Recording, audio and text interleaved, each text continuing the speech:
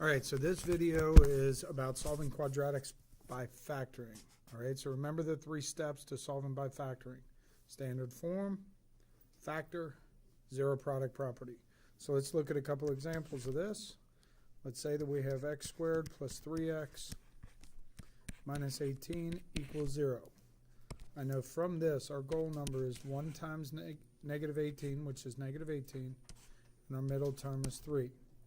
Factors are 1 and 18, 2 and 9, 3 and 6, and that would be it.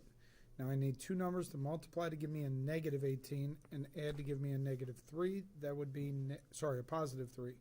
That'd be negative 3 and 6. Divide them both by 1. This factors to x minus 3 times x plus 6 equal to 0. I then apply the zero product property. X minus 3 equals 0. X plus 6 equals 0. I solve each equation independently. In the first one, I get x is equal to 3. Second one, I get x is equal to negative 6. And those are the 2 locations where this graph passes through the x-axis. We call these solutions, zeros, answers, and x-intercepts. Let's try another one. What if I give you a problem like this that says x squared minus 3x equals 70? Well, this is quadratic, but it's not in standard form. So the first thing I need to do is rewrite this in standard form by moving the 70 across the equal sign. So now I have a goal number here of negative 70, a middle term of negative 3. Factors of 70, 1 and 70, 2 and 35. 5 goes into it. That'd be 15 times. No, not 15 times. 14 times. I know 7 goes in 10 times, and I believe those are all of them. Okay, they have to multiply to give me negative 70, add to give me negative 3. That's going to be 7 and negative 10.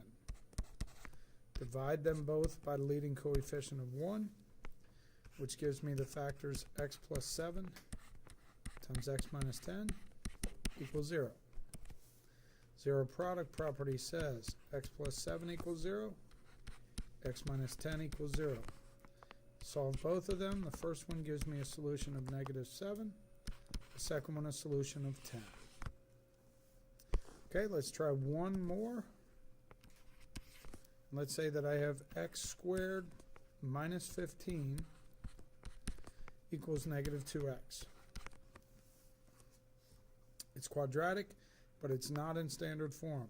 I'm going to rewrite it in standard form by adding that 2x and putting it in its correct position. Remember, the x piece, also known as the linear piece, has to come second. All right? From here, I get a goal number of negative 15. Middle term of 2. Factors are 1 and 15, 3 and 5. They have to multiply to give me a negative, add to give me a positive, so I know that will be negative 3 and 5. Divide them both by 1 because the leading coefficient, or a, is 1. So this factors to x minus 3 and x plus 5 equals 0. Set each factor equal to 0 and solve, and I get x is equal to 3 and negative 5. Hope this helps.